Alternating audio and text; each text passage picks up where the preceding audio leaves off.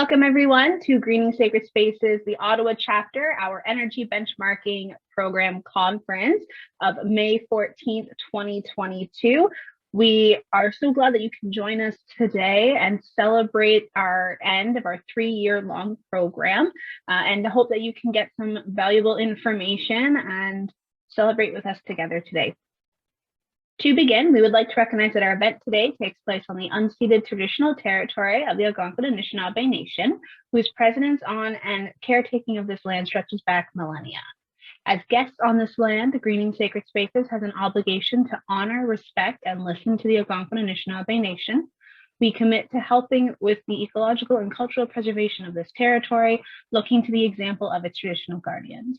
We acknowledge the ways that we, as largely settler organization, have upheld colonialist ideals, whether by action or inaction, and we pledge to continual anti-racist decolonization education. We would also like to acknowledge the diversity of belief systems, faith traditions, and cultural backgrounds at today's gathering. As we network and share our ideas today, we are committed to genuine, thoughtful, and respectful interfaith dialogue. We aim to learn from each other in a spirit of openness, honesty, and care, recognizing our commonalities and celebrating our differences. I'd like to invite you as participants in this conference to join us both in honoring the traditional keepers of this territory and in listening to each other in interfaith dialogue.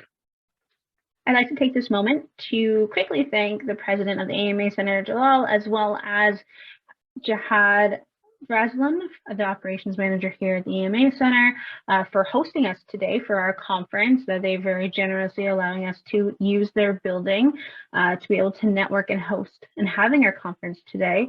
They've also been a big participant in the energy benchmarking program. They have shown great leadership throughout this program, and we're very thankful for that. And we look forward to working with them in the future and continuing our relationship with this community moving forward. Many of you attending the conference today have worked with Greening Sacred Spaces in a variety of different capacities over the years. We were established as a local chapter of Faith in the Common Good in 2004, and then we were legally incorporated as a not-for-profit in 2016. We aim to inspire and support diverse faith and spiritual groups to take action in contributing to greener, healthier, and just more resilient neighborhoods overall. We assist faith communities with the educational and spiritual dimensions of greening, which would include like the how-to sides of audits, retrofits, and just generally reducing your carbon footprint of your sacred spaces. We help out with this in a variety of different ways. So we have the consulting and raising awareness portion where we will talk with you, see what we can do, and get you connected with contractors and knowledgeable partners to help with understanding a process for your faith community for a project that you have in mind. We also help out with financing and fundraising in the sense that we can help you apply for grants, or we will apply for grants on your behalf in terms through our programs and whatnot to help you support your different projects you have in mind. And we also have launched the Faithfully Green Fund, which you'll hear more about later today, to help with upfront capital costs of larger energy retrofit projects. We also help with networking and celebrating. So we really encourage you guys as faith communities and as part of the Ottawa area to talk with each other. Some are just starting out, and other communities have been doing this for a while, and they're doing a really good job with the types of greening projects they have. They've completed a lot, and we'll hear about some of those today. And we've heard about them in other networking events as well. So we just encourage you guys to network with each other. And then just celebrating of what you have done. So we have different programs and celebratory actions and options. Some is the Gss Awards, where we like to recognize a community that's been very active in the area. We also have our light, medium, and dark greening certificates, which is practically like a checklist you can go through of different actions at different levels and apply for it. And then this will give you a physical kind of certification of this is what you're doing. And we recognize that. We also have green audits that you could go through, and Stephen will touch base on that later in this program.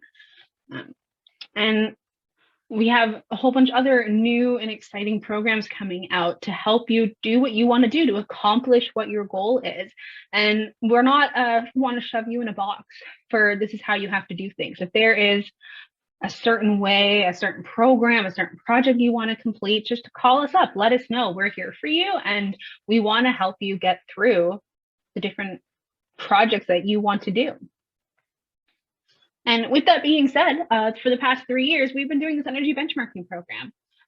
And we're tying it up now, so we're ending the home stretch of the last couple months and seeing how this has helped. And the goal was really to raise awareness and become knowledgeable about your faith building and the energy use and emissions that it has. And it's really the first step of, being able to make a change. To be able to make a proper difference, you need to know what's going on. And so we have it where one, it targets your carbon consumption. That's why you want to do it. As you can see in the pie graph there, buildings account for 42% of your carbon emissions for different organizations. And that is a big chunk that you can have in your control when you own your building. It will help you save energy and money in the long run. So once you know what's going on, there's different habits that you can change just by knowing how much you're using. And then there's also actions you can take based on this program that can help you reduce your energy, which will then in turn reduce your energy bills. And what I want to say, arguing the most important for this program is supporting stewardship. It's building that community. It's making it comfortable, having people want to come, engaging your wider community in these efforts, and being able to explain what's going on. And with this program, over the 3 years, we have completed 90 reports across 50 different faith communities to help bring awareness to this situation. And based on this energy benchmarking reports, we had noticed some trends. And I just wanted to kind of show some of these trends that we're seeing. So we use the Energy Star Portfolio Manager to track and create these reports, which is a report that was designed by the Natural Resources Canada, as well as the Environmental Protection Agency. And it's a free program to use. And so this is what we've been using for the program. And it has determined that green, a good energy usage intensity score is about 52. Now, for most faith communities, we usually see them closer to that 60 to 100 EUI as a score. So it's very common to have an EUI, especially for older buildings, closer to 100 that we've seen in the past. But the goal is to get it to around 52 or less to hit that green section. So the very first graph, the little bigger one, this one was from 2020. And you can see we had about 35 communities at the time participating. And we found out in 2019, less than 20% of energy benchmarking participants actually met the goal of the 52 EUI. And then the smaller graph here is a reflection of 2021. So we've had closer to 46 to 50 communities at this time. And over 40% of our communities were reaching this threshold of around 52 EUI. So there's definitely been an increase even over the 3 years of percentage of how many faith communities have been able to hit that target. And one thing that we thought was interesting was that we figured, the pandemic happened. In 2020, a lot of our buildings had closed. We weren't using any of the buildings, so that we would expect there to be a dip. And in some cases, most cases, we did see that decrease in 2020 as expected, and it's slowly trying to recover from there, coming to closer to the end of 2021, where your operations have been mostly back to normal. Despite this understanding, we actually noticed that 25% of the EUIs actually increased in 2020. This is partially due to ventilation and air circulation due to COVID protocols. Some organizations were actually open and working as vaccine clinics.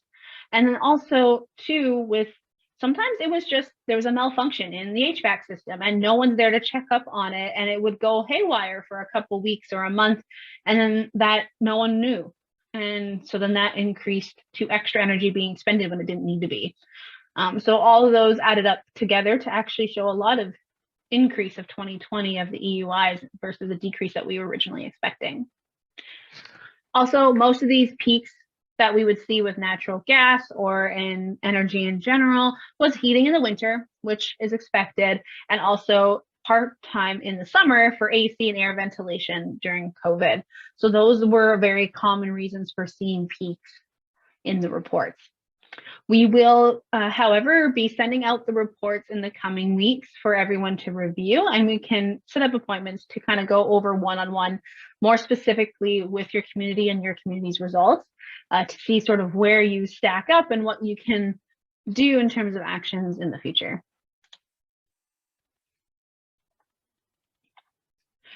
So to continue on the celebrating your story, so our awesome interns that we've had, Mano and Amina, they put together and highlighted 10 of the 50 participating communities into this case studies document where we highlighted these 10 communities and what they're doing based on the program and what their kind of goals are for the future relating to energy.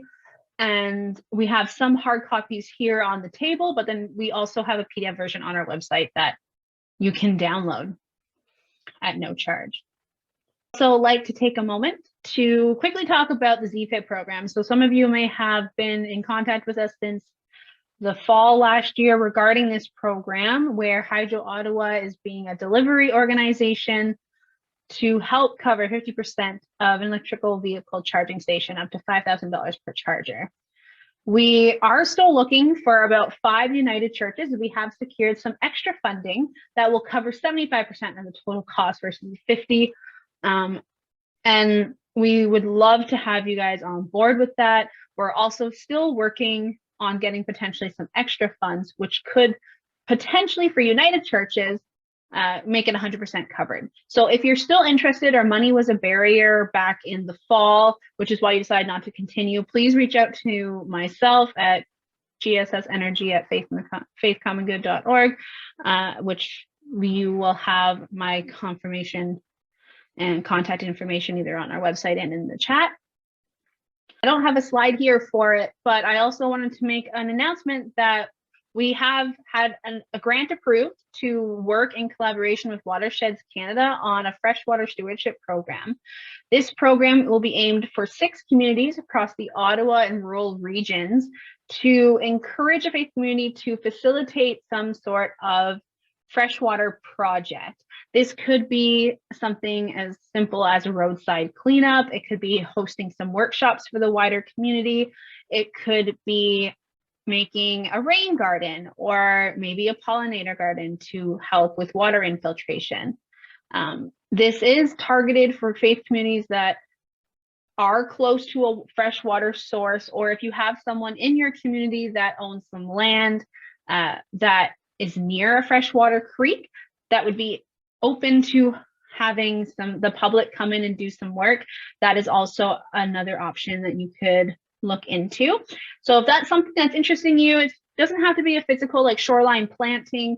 It could be a spiritual aspect on Indigenous sacred water viewpoint as well. So if you have some ideas or that sounds something interesting to you, please reach out to me and we will get you some more information regarding this freshwater program with Watersheds Canada. And with that, I will pass it on to our next speaker. I have some presentations by some faith communities now. So the first is from Margaret Torrance, who is representing Glebe St. James United Church. I'm just Margaret from Glebe St. James, a longtime member. Glebe St. James has been on the radar here before. The 2017 it was published, but I think it's page 29 in the case studies. It's about our sacred medicine wheel garden on the southeast side of the church.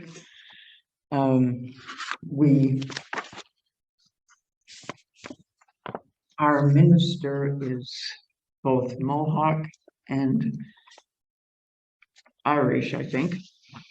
So we are well connected to Indigenous concerns, and Reverend Teresa is on the General Council as an Indigenous representative. She's having a hard time retiring from that. Oh dear, I don't think I broke anything. Okay, to talk about Glebe St. James and what we okay, we're a member of the oh, I'm supposed to first talk about me, apparently.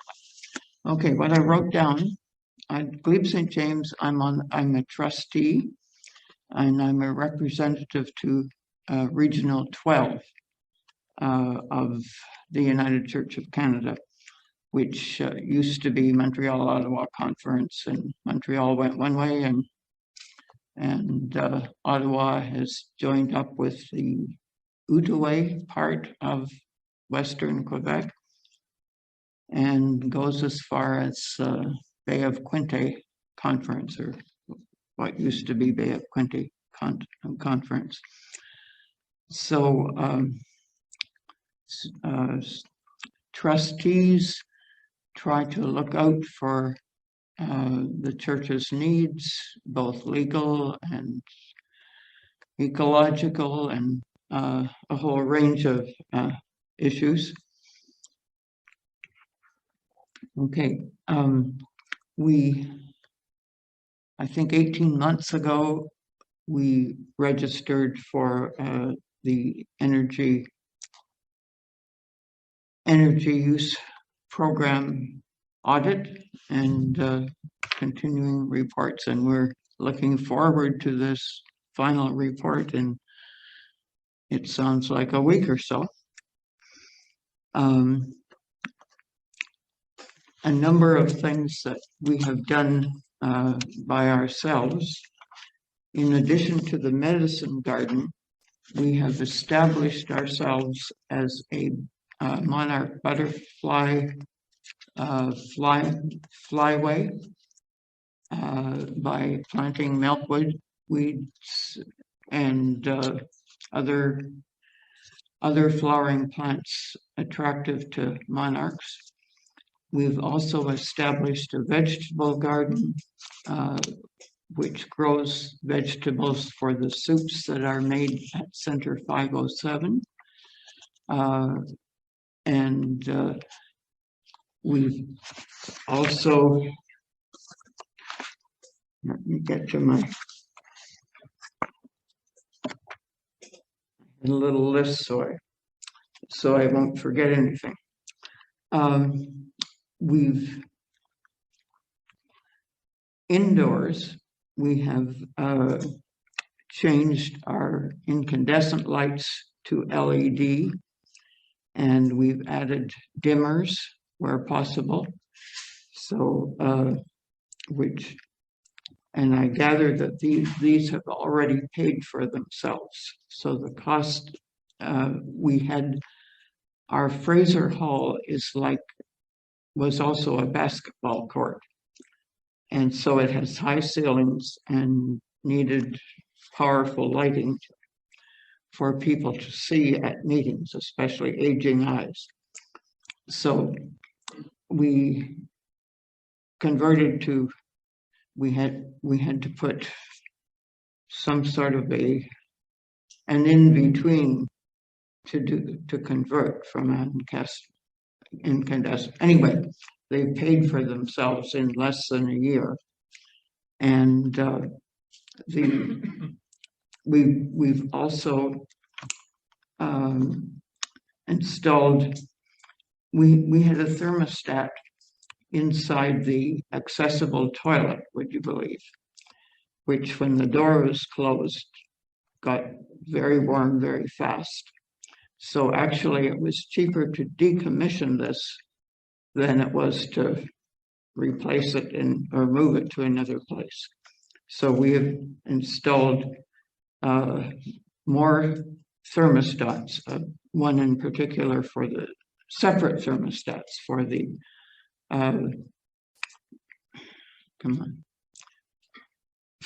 for the church proper and for Fraser Hall and for the offices. Okay, so we can control, because some offices are used 5 days a week.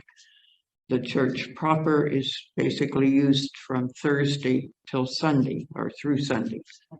And anyway, so all these things, we have setbacks in the rooms that are not in use, which again makes a difference.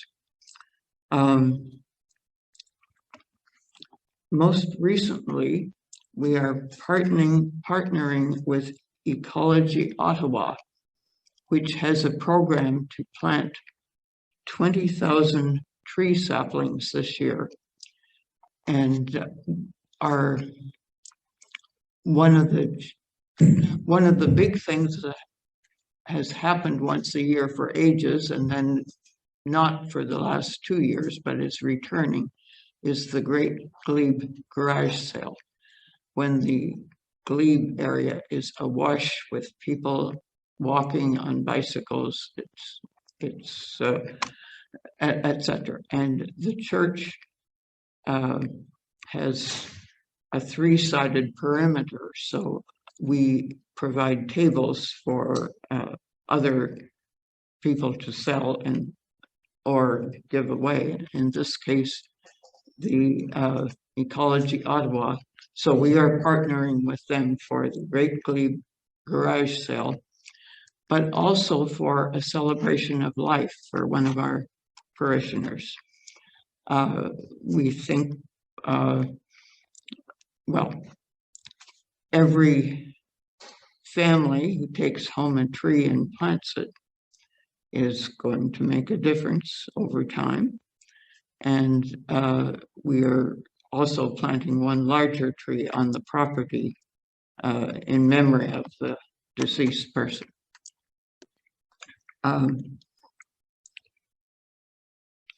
Okay, our next thing to do, we've never had ceiling fans in the sanctuary. So like most sanctuaries, it's a high ceiling. So stirring brings the heat down, and heat rises. Everybody, that's a given. Nobody questions that. So that's our next thing to do, because we've handled the lights, and sometime in the future, we're told the last thing we should look at, we do have south-facing roof and could do solar panels, but apparently that takes the longest time for payback. So that's again in the future. But the next thing, we hope by this summer to have stirrer fans in the sanctuary, which again will make a difference. In the meantime, we have decommissioned our electric handicapped. We have stairs everywhere because Glebe St. James has been added to in bits and pieces. Fraser Hall, for instance, is 4 steps higher than the sanctuary, but it's about 16 steps to the office level. So everywhere you go, there's a set of steps. So what we did instead of, and probably should have done it in the first place, is we've just finished installing a ramp from the parking lot on First Ave to the central door. So the shortest distance, obviously, into the sanctuary for even wheelchair-bound people. And it doesn't require electricity. It's made of aluminum mainly, so I think it will be, it's not going to rot or whatever. We think we have the best solution for getting handicapped people into the sanctuary. And we will. I think we've kept the 4 steps riser, but we decommissioned the 16-step one, so we can get people to all the other levels in and out from the, and there's a handicap parking in our parking lot. So that's as recent as 2 months ago. Margaret, I think I'm going to have to interrupt here because I think we do need to get on to the other speakers. Good. Thank you. I'm fine. Next, we will be welcoming on Meg Patterson. She's from St. Stephen's Presbyterian Church. And so, yeah, if you get to about 5 minutes, that would be fantastic. Thank you so much. Are you able to put this on? Find out. You heard that if you didn't give me a time limit, I might just keep going. That's the danger with inviting pastors to speak. You never know how long they're going to go. All right. I need to, yeah, stand back. Just Yeah, so. that's fine. Yeah. Yeah. Are you okay if I take my mask off while I talk? All right. Good afternoon, everyone. I am glad to be here. I'm Reverend Meg Patterson. And I've got some issues. Hold on a sec. My microphone. All right. I am the minister at St. Stephen's Presbyterian Church. We're just north of the Civic Hospital. Our church is about 10,000 square feet. We were built in the late 1940s. So as you can imagine, if any of you are part of organizations that have older buildings, we have all of the typical challenges and beauties of older buildings. So we have lots of stairs. We have windows that are mostly single pane. We did, until I think the 90s, have an oil-fueled boiler that powers our heating system, which is a steam-based system with radiators, which is actually better than forced air, but that's another story. I don't know if, hey, look, there's a slide for me. Okay. And so before I became a minister, I was actually a mechanical engineer, and I worked in sustainable building design. So taking care of buildings and doing the best you can with buildings is one of my passions. So I was very glad that our congregation and our finance and maintenance team was interested in all of this. St. Stephen's has some pretty unique challenges, or interesting energy profile, shall we say. So to give you a sense, we don't have any cooling in our building, no mechanical cooling. So we actually spend more each year on water than we do on electricity.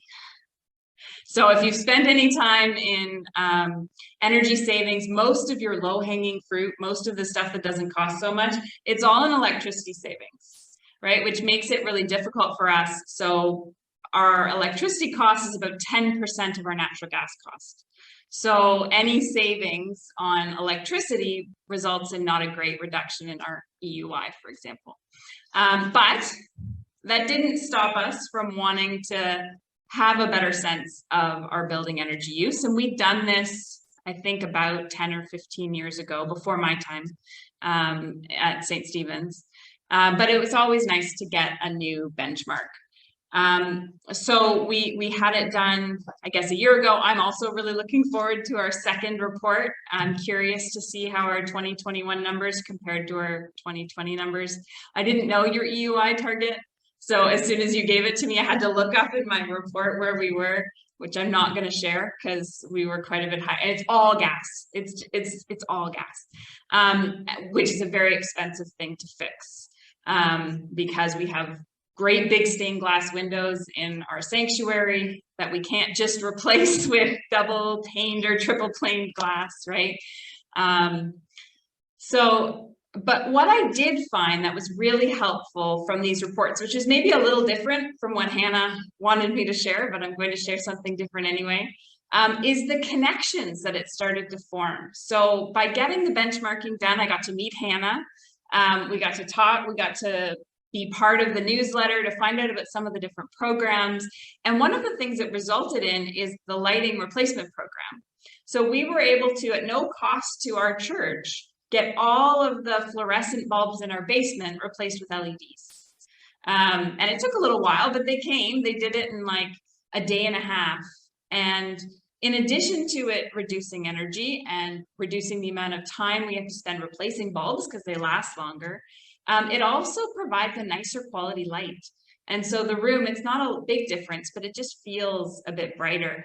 And so that's inspired us to replace some of our incandescent light fixtures up in our hallways with LEDs, which again, is actually being done because it makes the space feel friendlier. It makes it feel more welcoming, brighter, and it will save us energy.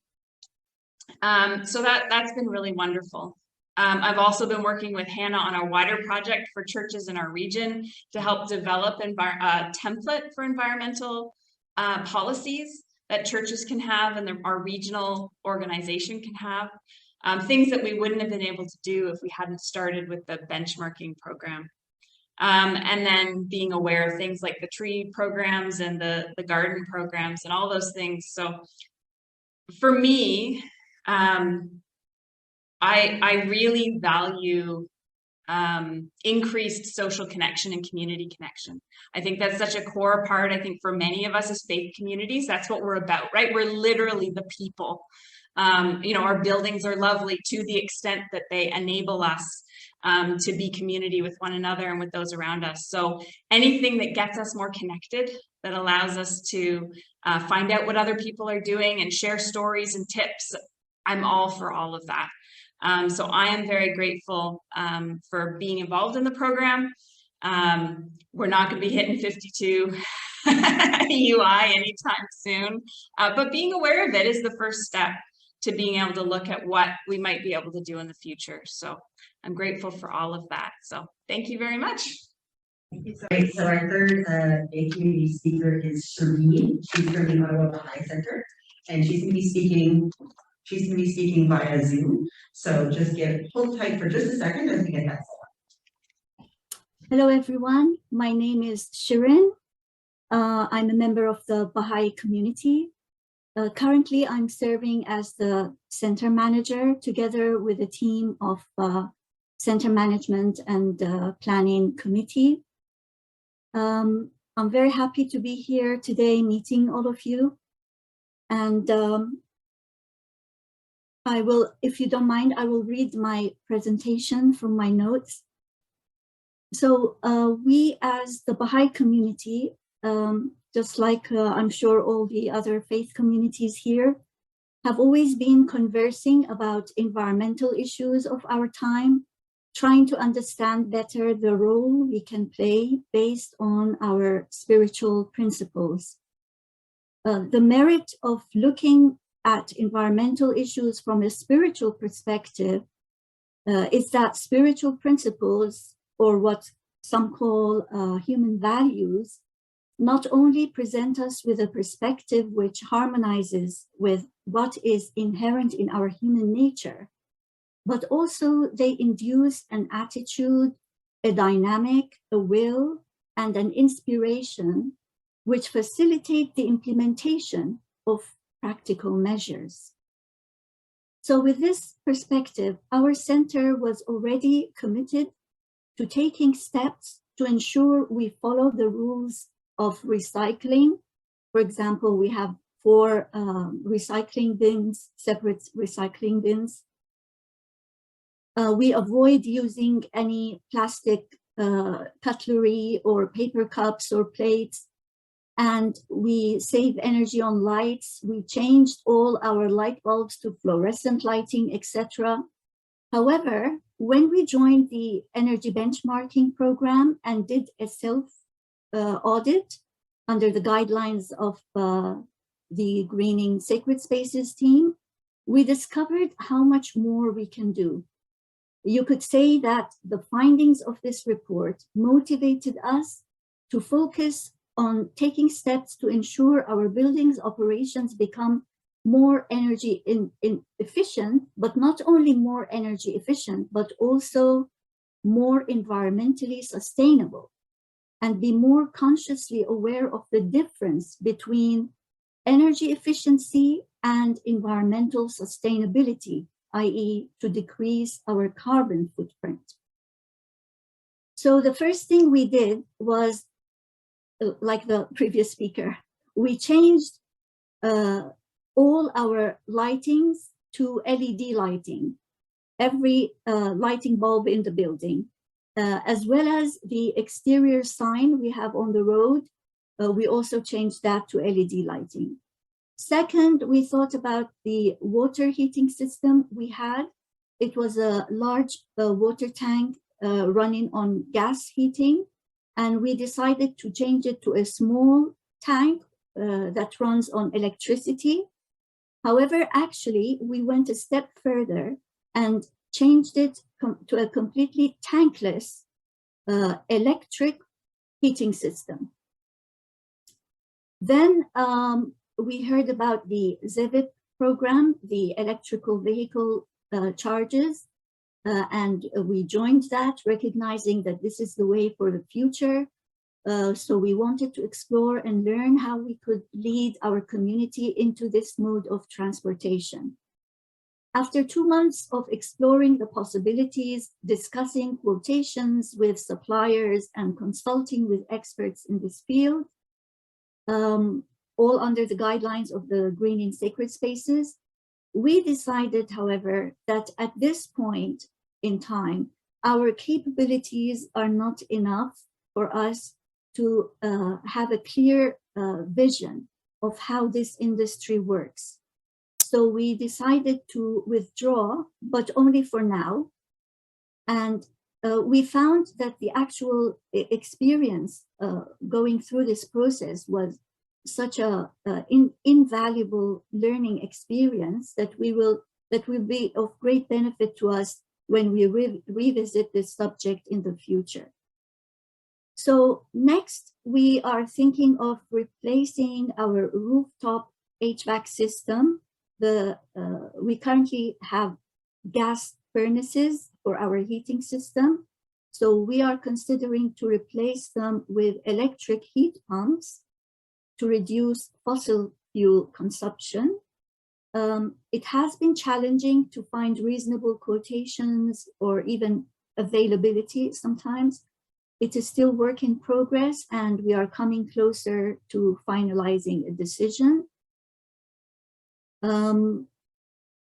As for our community's engagement before I go to that, one of the speakers mentioned accessibility and lifts and elevators in the building. This is also something we are now studying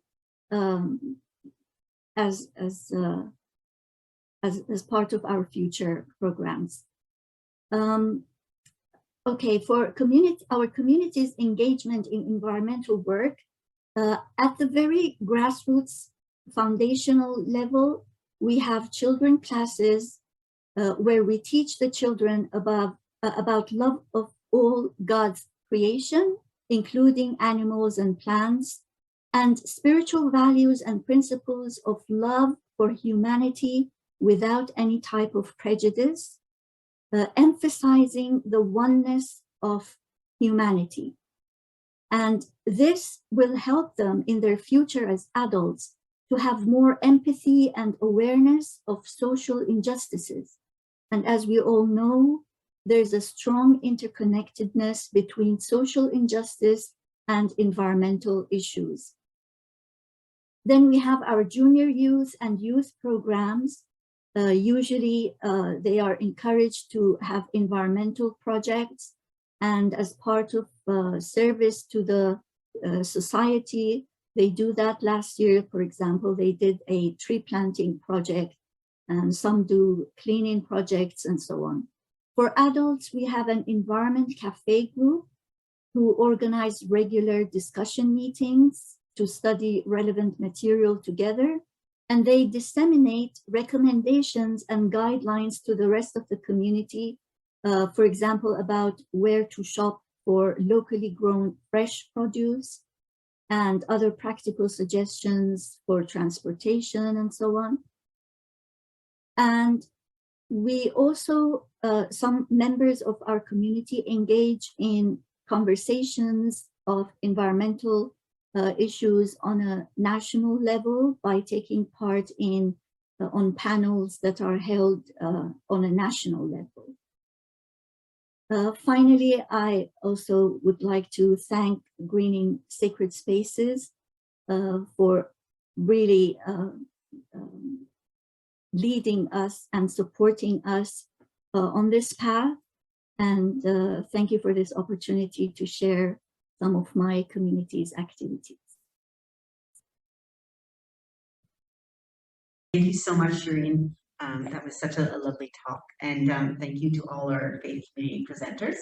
We're now gonna, I'm just gonna start my video again. We're now gonna have a 10-minute talk by Stephen Collette. Stephen is the building audit manager for Faith in the Common Good. He also owns his own company, Your Healthy House, which carries out indoor building inspections and consulting. He is a certified building biology environmental consultant, a leadership in energy and environmental design accredited professional, and a building science specialist. And he comes to us today all the way from Lakefield. So thank you, Stephen. Hello, everyone. I'm really grateful to be here. I came late. I apologize. But I'm actually leveraging action. So today is Carleton's open house, and my oldest daughter is going to be attending Carleton. And so we're like, oh, wait a minute, because I was going to do this virtually, saving my carbon footprint. But then I'm like, okay, we can do it. And so there was a bit of leveraging going on today as we brought the whole family up, and we're going to see some friends. So leveraging, that's my piece I want to talk about. The benchmarking starts a process. It starts a process of understanding your building. I know you've heard the phrase, you can't deal with it if you can't measure it. And I really, really feel that's valuable. Now, the next step is what to do with that. And we've heard some great stories of people taking action. It's really empowering. Now, not all of you have a minister who happens to be a sustainability engineer, nor, I know Jihad's here from the AMA Center.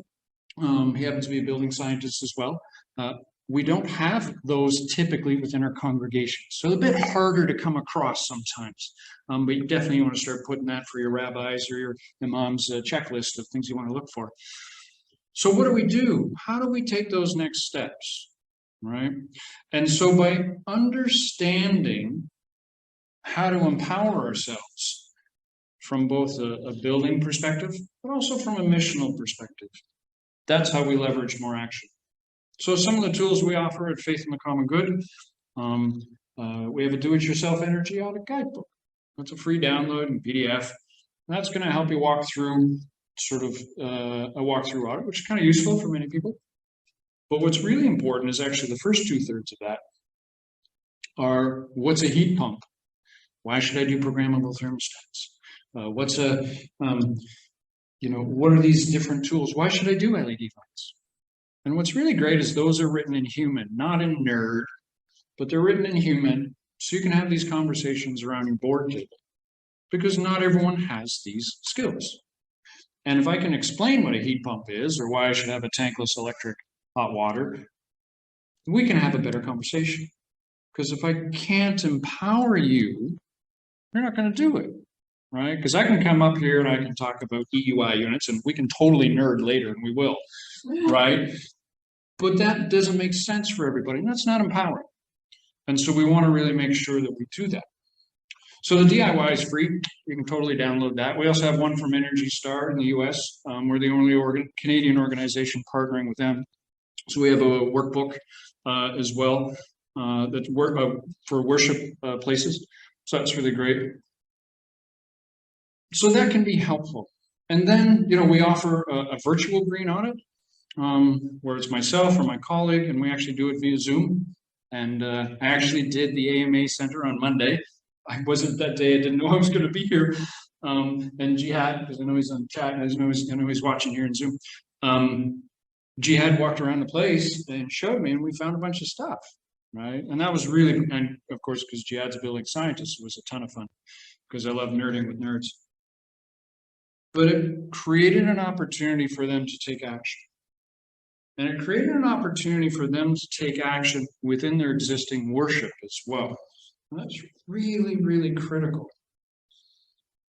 Meg talked about the fact that the lights were brighter, that it felt nicer down in the basement. We all know church basements. We all know church basements. And that's why I love the AMA Center. It's gorgeous here. But we know those old buildings. And by improving them from an energy perspective, we're also improving the quality of experience. And that's what these buildings are about, the quality of experience, because it is an experience to be in these buildings. Okay. So the virtual, we can walk around via Zoom, you get a little report, you get a copy of the Zoom. We do in-person now, in-person, which takes typically half a day, 3/4 a day, depending on the square footage. And we look at energy because that's really important. I'm English, Irish, French, and Scotch, so I have all the cheap covered. But we also look at air quality, food, water, waste, maintenance, marketing, rental agreements, heritage architecture. Why? Because me and a couple other nerds really care about energy. And that's how we worship. That's how we worship. But there may be someone who takes care of the kitchen, and that's how they worship. Their volunteer time, their dedication to the community, in the gardens, in the choir, selecting prayers to read. That's how we worship. And all of those can cascade into more sustainable actions, starting with the benchmarking. And when we start with the benchmarking, we started a conversation within the congregations. Oh, I didn't know that. Oh, it's really bright down here. Oh, hey, now we can do this. That builds conversation, which builds community. And that's empowering. That's about the leveraging, okay? Because we don't all do it, because we don't all understand this stuff. These buildings are not like our houses whatsoever, not remotely, okay? What do you mean you have like 18 inches of concrete, stone, rubble, and masonry? That's not what your house has. They perform differently. They act differently. You don't have a 45-foot chimney bolted to the side of your house sucking the energy dollars out. You don't have it, right? These buildings perform differently. And so when we can understand a little more by using tools such as the benchmarking, by using free resources, by working with people who have the skills, we can leverage that action. And that action creates excitement, right? Margaret talking about in the Glebe, exciting stuff going on, right? They're a vibrant community. That's awesome. We all want to say that. We're a vibrant community.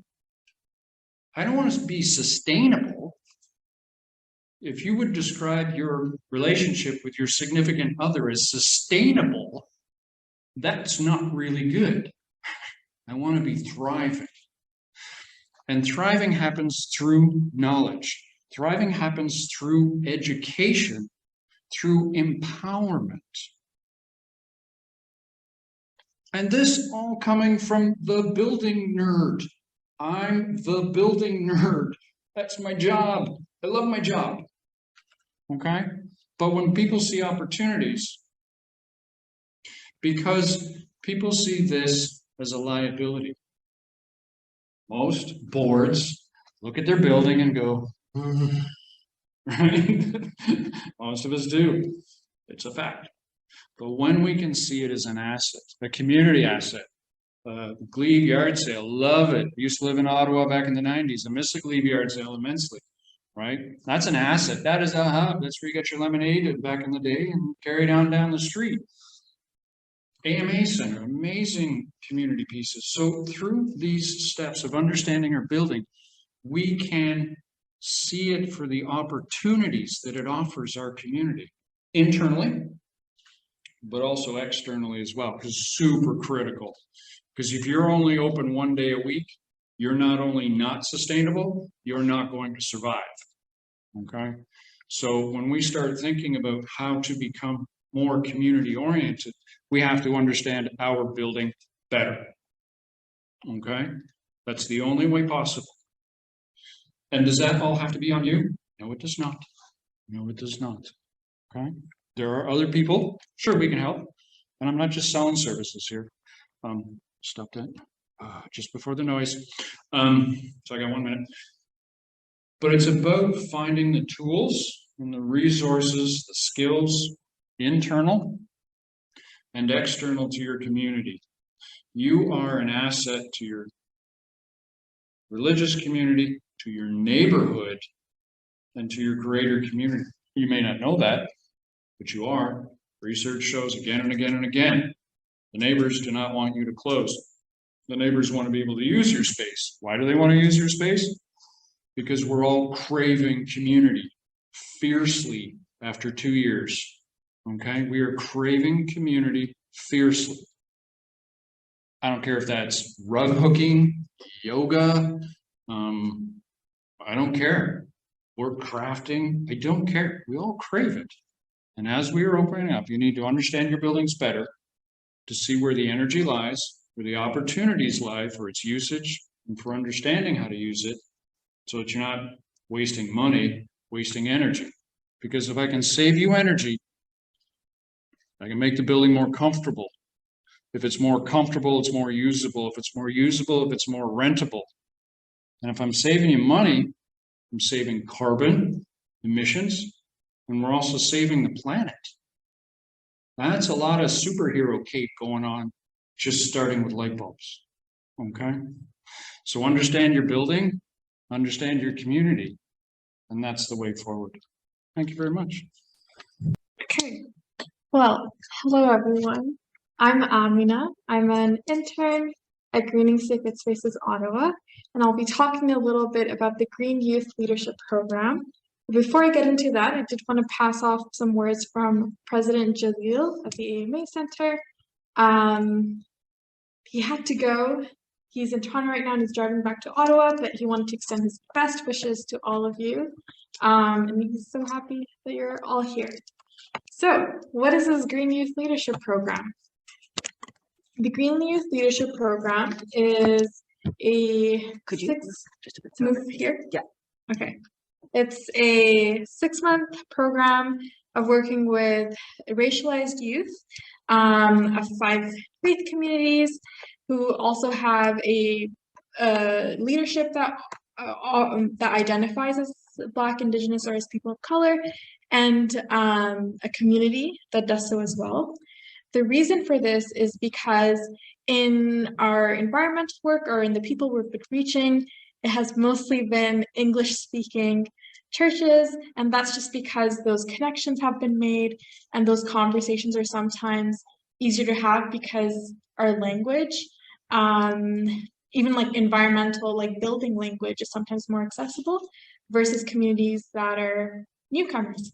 So it's very exciting, and it's also exciting to work with youth because with the climate crisis, as a youth myself, it's a very big issue, and there are many youth that are passionate about it, but they often don't know how to connect to it through their faith communities. We usually see their faith communities as being not as proactive at it, and it can be very disheartening. For me, it was.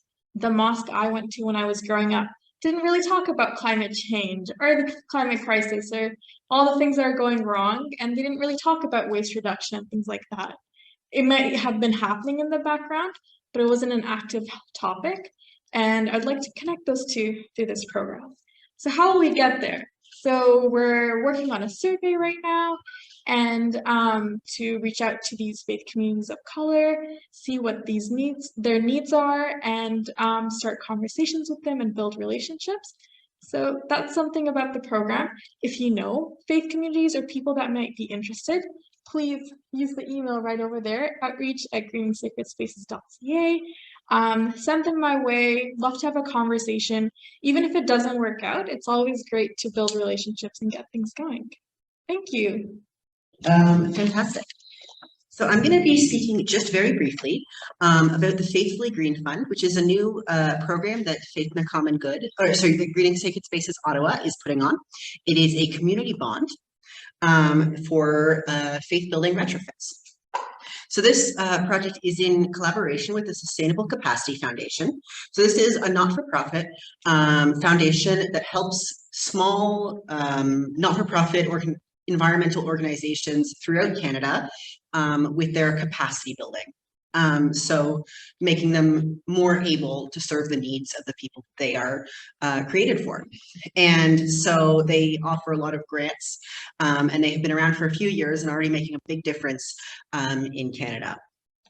And so as many of you have brought up and as sort of we have discussed here before, there are many projects that faith communities around Ottawa and honestly around the world want to do, but that would really have a great impact on their community and on the environment, but they're unable to get the upfront capital to take this on. And we also know that when faith communities can't do these projects, it doesn't just impact, you know, the congregation, the people who are there once a week, it impacts the whole community, the people who are, you know, there for, in the case of the AMA Center, for example, the vaccine clinic, the people who are coming there as a community space. It impacts the whole community when faith communities cannot do the environmental projects that they are wanting to do. So our solution to this is a community bond. So a community bond functions the same way as a traditional bond, in that, you know, it's money that someone lends out and then eventually gets back with interest. The difference is that it is specifically focused on making a difference on society and the environment. And so it's frequently used by charities, cooperatives, as well as not-for-profits just like us. So what we're hoping to do is over the next year, raise $2 million in investments for faith building organizations to be lent out to 10 faith buildings for loans between $10,000 and $250,000 in order to do a green retrofit program. Over the next 10 years, we're going to be expanding this to fund 150 projects at least 100 different faith communities. And so this is sort of a model of how it works. So it's sort of, you know, like recycling. Investors will loan the money out. Faith communities will receive that money in order to complete these green retrofits. These green retrofits, as we have seen with almost every faith community that we've seen doing a green retrofits, will save them money, and in some cases actually earn money for things like a solar panel or an electric vehicle charger. And that will give them the ability to, well, help them pay back the loan, which will be paid back over the next 5 to 7 years. After this, the money will then be loaned out to other faith communities.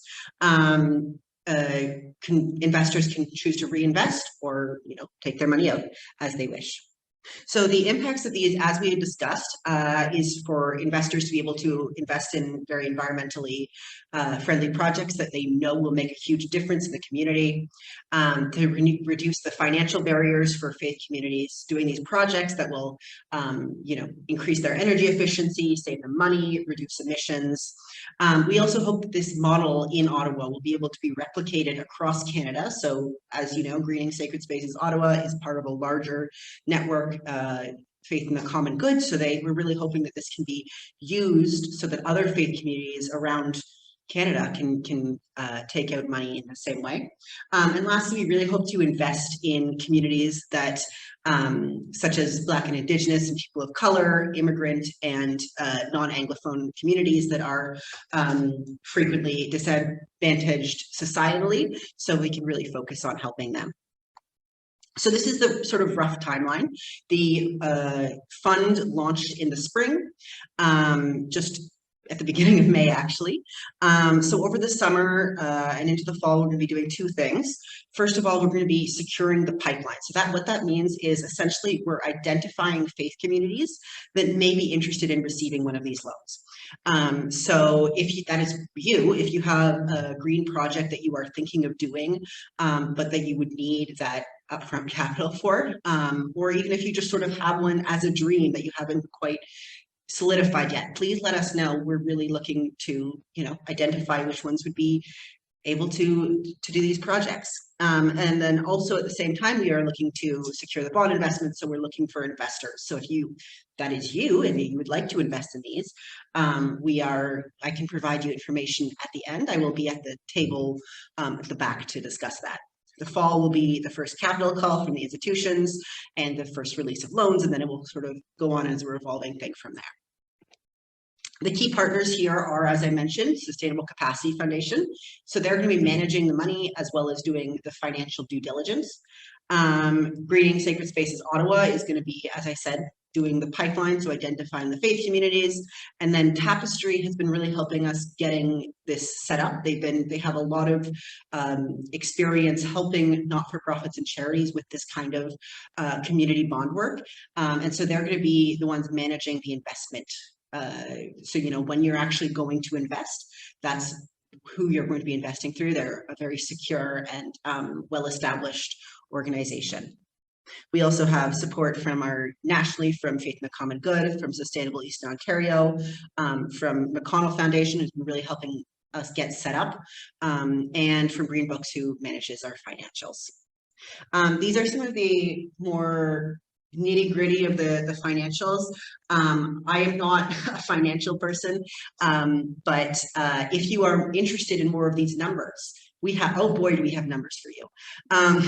So you can check out our offering statement, and if you get signed up to get more information about the bond, we can give you all the projected financial statements that you would like. This is our steering committee, so you'll recognize many of the faces here, including Philip, who's sitting in the middle there. He's one of our board members from SEO, from Sustainable Capacity Foundation, as well as our coach, who's been really helping us set up. If you're interested in this, again, either as someone who might be looking to take out a loan or to invest, please get in touch with us. So you can email the email that's there. You can visit our website, greeningsacredspaces.ca/bond. You can just talk to me. And again, I'll be at the back there. You can also come to one of our free info sessions. So that's Thursday, May 26th, and then we have 2 in June. We would love to see you there. And you can register at this link there, and I think it'll also be in the chat. And now we will have a couple presentations from some of our some contractors. So the first is from Dan Vivian. He is the principal for Building Science Trust. He is a University of Waterloo mechanical engineering graduate, as well as our climate reality leader. So I'd like to invite him up for about 10 minutes chat.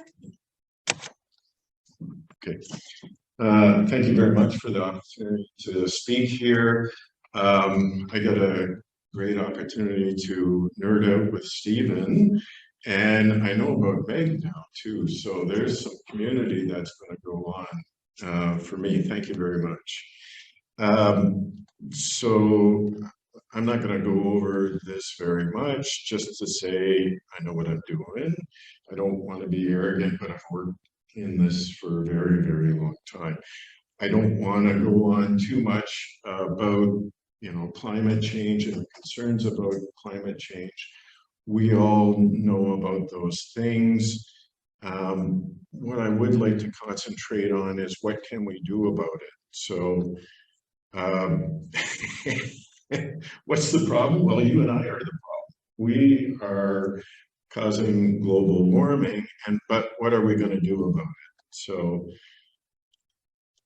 about 40% of energy goes into buildings across the world. About 40% goes into transportation, the rest mostly into industry. This is where fossil fuels are used. Here's kind of the insight that I wanted to point out to people. The problem is greenhouse gases. How do we reduce greenhouse gases? What's important about greenhouse gases? Well, the fuels that we use, this particular graph, if you can see, indicates what's the carbon content of the fuels that we use. So you can see that fuel oil is in the order of about 350, 340 grams of carbon dioxide production per kilowatt hour. Propane and natural gas, these are all fossil fuels. That indicates, you know, where greenhouse gases are produced. If you look at the next, very small blue electricity in Ontario, this gives us an idea of why most people are saying electrify, right? In Ontario, it's important to electrify because it has a minor carbon content in comparison to fossil fuels. If I go over to the right side, if somebody asks me what's the easiest way to move to sustainability, I say move to Gatineau, because there's no carbon content in the hydro that comes from Gatineau or Hvac, that comes from Hvac. So, but we also have an opportunity in Ontario to reduce our greenhouse gas emissions by electrifying. But here's the round number. Electricity costs you in the order of 3 to 4 times what natural gas costs, right? So how do we get around that? Well, we typically use heat pumps. Heat pumps have an efficiency that's nearly, it depends. On air source heat pumps, it's 2.5 times better. And on ground source heat pumps, it's 3.5 times better. So we're getting into those numbers where we're competing with natural gas. And then when we combine it with solar power, then it is actually competing with natural gas. So economically, what we can do is we can move off of greenhouse gas producing fuels and by moving to conservation measures, heat pumps, and solar panels. So on to the next slide. Here's the costs of fuels. Propane and fuel oil are rural fuels that we use. We don't have natural gas pipelines to rural properties. So you're forced to use propane or fuel oil or electricity. So these are all very expensive. If we use an air source heat pump, we move that cost down significantly. And there's the cost of natural gas is around the 5 cents a kilowatt hour. If we use solar power, we're up at around 8 cents a kilowatt hour. But when we combine solar power with heat pumps, now this is the idea that we go to. Now we are competing with the cost of natural gas. There are some conservation measures that are even better than the cost of natural gas in this combination of solar panels and heat pumps. But not everything it competes. So not every conservation measure competes. We just have to be a little bit careful about these. So what I've worked on before in the past is energy audits. ASHRAE, the American Society of Heating, Refrigeration, Air Conditioner Engineers, that's nerding out here, Stephen. They have benchmark studies, protocols for the studies. When we do a level 1, that's a benchmark study. We just compare your utility bills against others' utility bills. And we create a list of likely energy conservation measures. ASHRAE level 2, we do the level 1 things and we do a financial analysis at the same time. I do what I'm calling a path to net zero report, which is an ASHRAE level 2 And we add in solar generation, and we add in planning or timing. So from those things, the timing's important, because if you decide, okay, well, I'm done with natural gas, I'm gonna use a heat pump. Well, if you've got a brand new boiler for your church or a brand new furnace in your house, there's embedded energy in that. And you don't want to waste that embedded energy or release new greenhouse gases. So there's timing that's involved in planning. And that's what this third level report is. When I do these kind of reports, we create a path, and this is a typical path. Along the bottom are different energy conservation measures, and this shows the path that we use to reduce the energy usage, and we reduce it down to nothing. By using renewable energy, we also reduce the greenhouse gases. So here's the same graph using greenhouse gases. This particular graph doesn't show the difference between natural gas and fossil fuels and electricity, because this graph is electricity only. Anyway, this is the path this is the type of reporting that we do and advice. We also advise what the costs are, and we do a detailed financial analysis.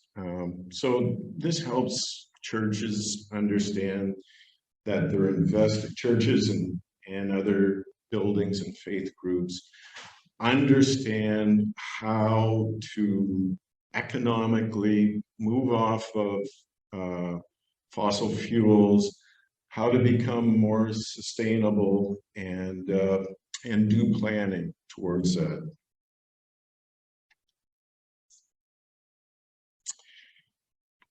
That graph was the financial analysis. This graph here is the sustainability analysis. It's showing what the reduction in greenhouse gases are and how many tons of greenhouse gases would be saved over the remaining life of that building. And that's it. So I do want to say that we offer this service through my company. It's the Building Science Trust. If it helps any, if I made anything less, I would be not for profit. So we are trying to take on some young mentees, graduates out of University of Ottawa, University of Carleton, help them along in their career. So we're hoping to kind of promote their careers and do some mentoring work. So that's it. That's what I would like to tell you. Thank you so much. And next we're going to hear quickly from Ron Ben. Yes, so he is part of the Ottawa Renewable Energy Co-op. He's the treasurer. He's a chartered accountant, and as well as various other things I'm sure he will tell you about. So thank you, Ron. Thank you. As I said, I'm Ron Ben. I'm actually not the treasurer. I am the secretary. I was the treasurer of a predecessor entity and gladly gave that up. All right, we're a community-owned cooperative with a mission, among other things, to grow the sources of local renewable energy and to help with energy efficiency retrofits. It's important to understand that co-ops are not just a form of business like a corporation or a partnership. They're a way of doing business. One member, one vote. It's a community. We've heard the word community a lot here, and it truly is part of the community. Of our co-op, investors are members. Some of our members are investors, but we're looking to bring the returns on investment to remain inside the community, and we're looking at returns on investment that include philanthropic reasons. In other words, lower cost of funds. The focus is to help improve our local environment. We generate a profit. We need to in order to cover our operating costs and return on and of the investment. But we're not focused on maximizing our profit. Give you an example, a recent investor note raise of over $400,000 at 3%, which would be pretty much commensurate with what we saw in two presentations ago. Remember one thing, renewable energy is capital intensive, and Hvac can provide the capital. Today, we've invested over $10 million in local renewable energy and energy efficiency retrofit projects. That money has come from our community. The more members we have, the greater the base we have to draw for capital raises. Just note that members are not obligated to participate in capital raises. So that's what Hvac does. So where does that intersect with the greening of sacred spaces? You have facilities that are large structures. They may benefit from adding or hosting a solar generating station on the roof. You also have heard throughout these presentations about energy efficiency retrofits, such as converting the light system to LED, improvements to your HVAC system, including air source heat pumps, improved insulation. I think the key message we want to deliver to you is we can help you achieve your goals. We don't do them by ourselves, we do them with you. We provide the expertise, we provide the capital, and we don't need to do everything all by ourselves. That's pretty much our message, is we help provide the capital, you have the problem, we help with the solution.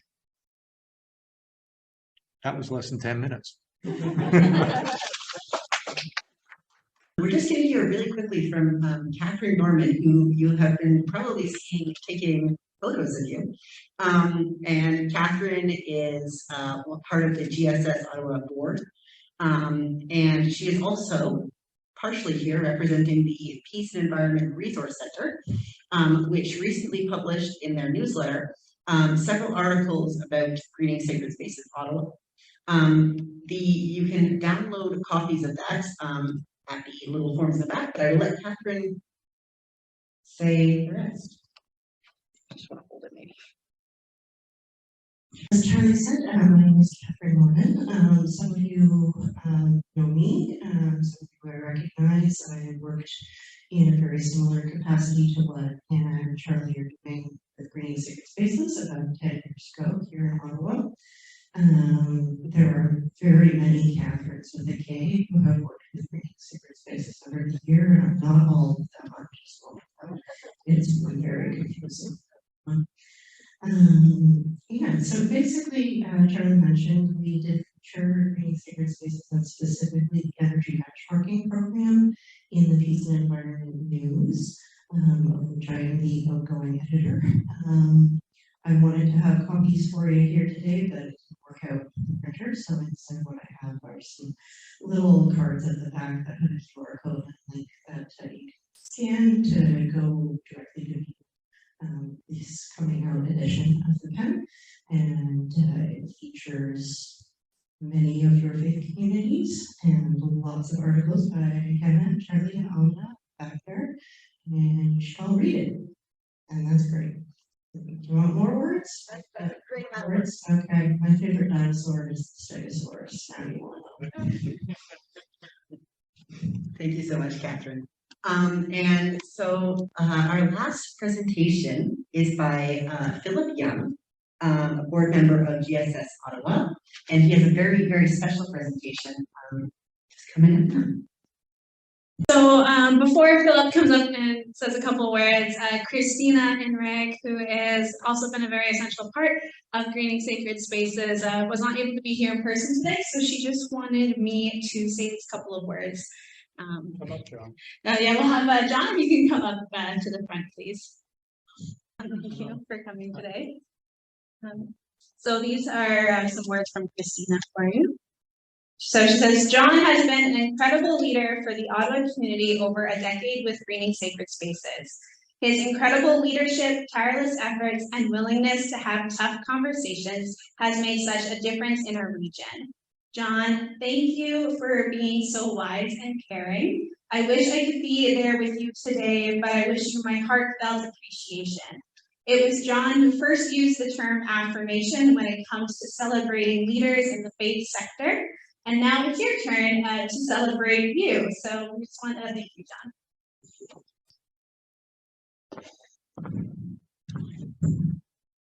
Good afternoon. My name is Philip Young, and I'm a board member of the GSS. And it is my pleasure and privilege to introduce John Dorner in more detail, who will be receiving an award from his advocacy of ecological responsibility and for his long-term support of interfaith organizations like ours. After retiring from his career as a psychologist, educator, and principal at the Ottawa Catholic School Board in 2007, John volunteered as the coordinator of Creation Care Ministry at the Archdiocese of Ottawa-Cornwall for over 15 years. During that time, he encouraged and supported the education of faith community with regard to the moral imperatives of all of us to serve as stewards of creation. They can see you now. Not only did he work with Catholic parishes in the city, but also with other dioceses across Ontario. He also acted as advisor to the ecumenical organization Faith and the Common Good and to the Laudato Si movement. John's work with our group started with him being the representative of GSS Ottawa chapter of the Faith and the Common Good. Other GSS projects that John participated over the years included Mission per Square Foot and the Energy Benchmarking Program.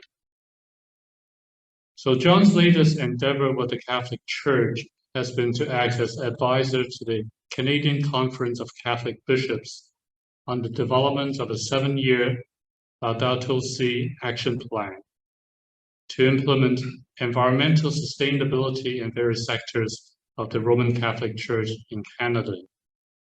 And in March of this year, he received the Benemerenti Medal, must be an Italian word, from Pope Francis in recognition of his work and also his career in the Catholic education, social justice, and his witness to the faith. So John, on behalf of GSS, I would like to present this plaque to you as a small token of our great appreciation of your commitment to caring for God's creation. I just have to retrieve a little plaque.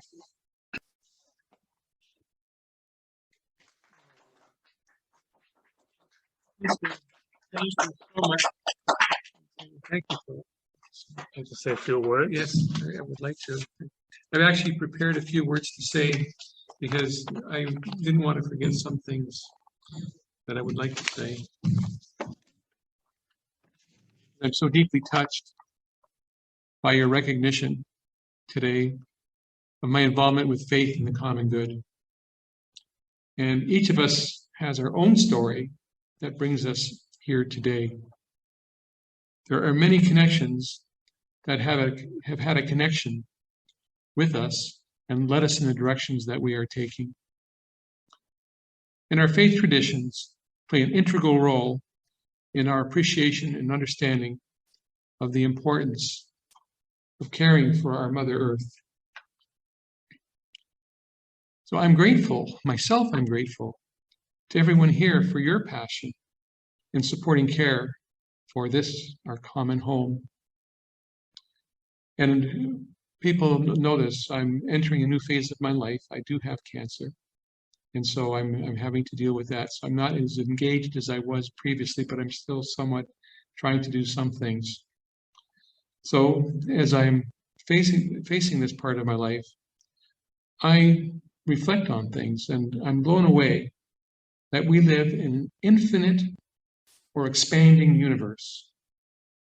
And in such a vast universe, we have found ourselves as living, intelligent beings who are so minuscule and yet so responsible for life on our planet.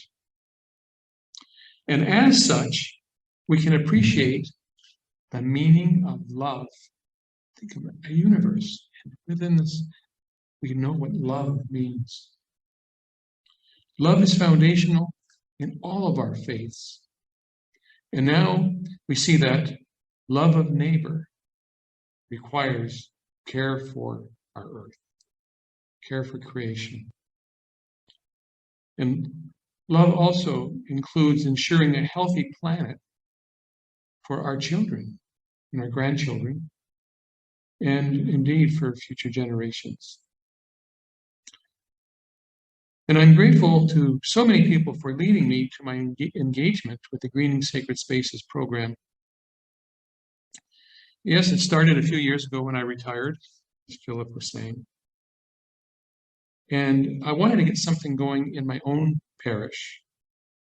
And I was looking all around, well, what can I do for the environment? Because I'm concerned that the children will feel that they have hope for their future. And I heard about faith in the common good. And I made contact, and Christina Enrig was the person I had contact with. And that was the first day. And then I got involved in many ways and met people from many different religious traditions and coming together as one human family. And so much to me because we're all brothers and sisters. So thank you to everyone from Faith in the Common Good who has supported me over the years. You've had a major impact on my life, including living my faith. So may peace be with you all. Thank you.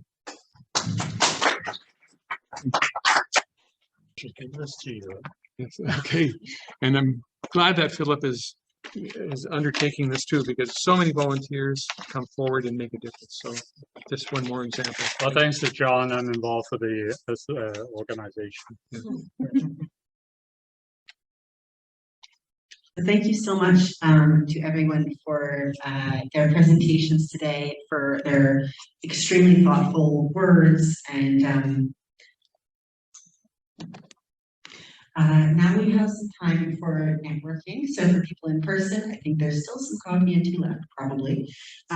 Also, feel free to chat with each other and with us if you have any questions. We would also like to invite you to fill out your feedback form, which we will have at the Hvac for you to take with you, or not to take with you, to fill it, essentially.